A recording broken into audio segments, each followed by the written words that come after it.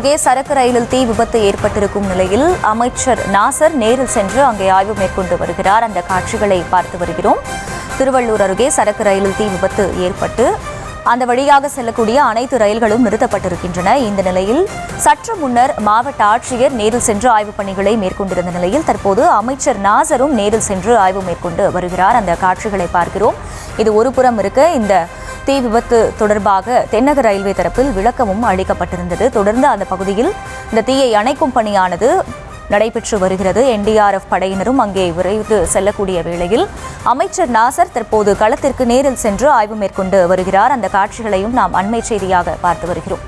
திருவள்ளூர் அருகே சரக்கு ரயிலில் தீ விபத்து ஏற்பட்டிருக்கும் நிலையில் அமைச்சர் நாசர் நேரில் சென்று அங்கே ஆய்வு மேற்கொண்டு வருகிறார். அவர் அங்கே நடந்து வரக்கூடிய பணிகள் தொடர்பாக ஆட்சியரிடம் கேட்டறியக்கூடிய அந்த காட்சிகளையும் நாம் திரையில் பார்த்து வருகிறோம்.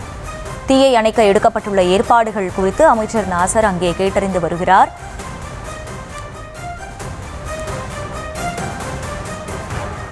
திருவள்ளூர் அருகே சரக்கு ரயிலில் தீ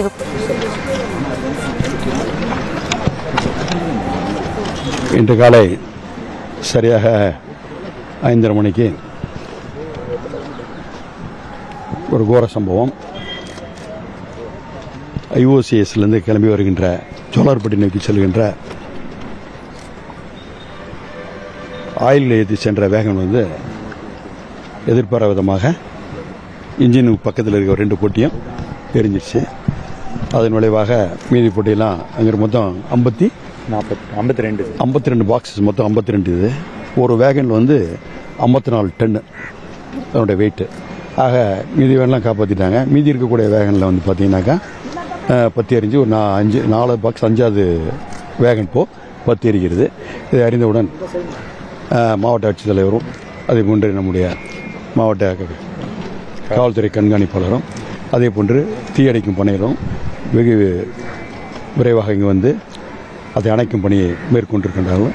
அருகாமையில் இருக்கின்ற இருளர்காணி மக்கள்லாம் அப்புறப்படுத்தப்பட்டு அதற்கேற்றவரை மேலும் மருத்துவமனையெல்லாம் அலர்ட்டான முறையில் அனைத்து மருத்துவ அதிகாரிகளையும் வர வைத்து அதே போன்று அந்த பகுதியில் போக்குவரத்துக்கெல்லாம் எந்த விதமான இடையூறு இல்லாத அளவுக்கு அனைத்து பணிகளும் மாவட்ட ஆட்சித்தலைவருடைய தலைமையில் வேகமாக நடைபெற்றுக் கொண்டிருக்கிறது. ஆக இந்த மேலும் எந்த விதமான சேதங்கள் ஏற்படாத, உயிர் சேதமோ பொருட்சேதமோ ஏற்படாத அளவுக்கு மாவட்ட ஆட்சித்தலைவர் அதுக்கான பணிகளை மேற்கொண்டு தீவிரப்படுத்தி அதற்கான ஆக்க பணிகள்லாம் நடந்து கொண்டிருக்கின்றன.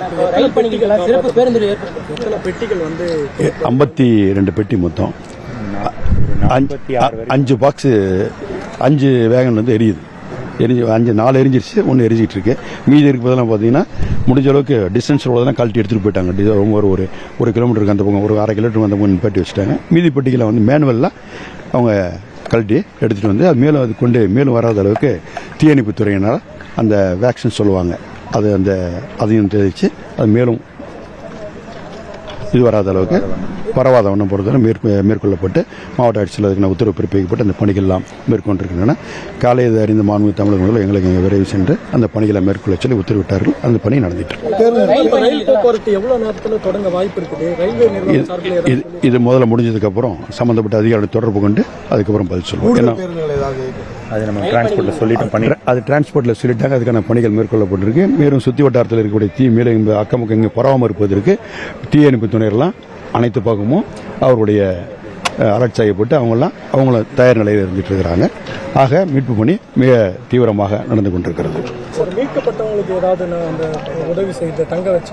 அவங்களுக்கு எந்த விதமான இதுவும் கிடையாது. அவங்களுக்கு இருந்தால் அவங்க அவங்க வீட்டிலேருந்து வெளியே அப்புறப்படுத்தி உயிர் சேதம் ஏற்படாத அளவுக்கு எடுத்துட்டு இருக்கோம். அந்த பக்கம் எங்கும் பரவலை. வெறும் வேகன் ஏரியா இடம் மட்டும்தான் இருக்க தவிர மக்கள் வசிக்கின்ற படத்துக்கு அந்த பக்கம் அந்த தீ பகல பெரிய குப்பம் ஸ்கூல்லையும் நம்ம ஃபுட் எல்லாம் அரேஞ்ச் பண்ணிருக்கோம். மக்களே அங்கே நம்ம அதே மாண்புமிகு ஆட்சித்தலைவர் அவர்கள் மாண்புமிகு தமிழக முதல்வருடைய உத்தரவுக்கு இங்கே உணவுகள்லாம் ஏற்பாடு பண்ணியிருக்கோம். இங்கே யாராவது இங்கே இருக்கக்கூடியவர்கள் இங்கே அப்புறப்படுத்தப்பட்ட வீட்டில் இருக்க இருளர் காரில் இருக்கின்ற மக்கள் அப்புறப்படுத்தப்பட்டு அவர்கள் அங்கே தற்காலிகமாக அங்கே வச்சு அவங்களுக்கு உணவும் ஏற்பாடு செய்யப்பட்டிருக்கிறது.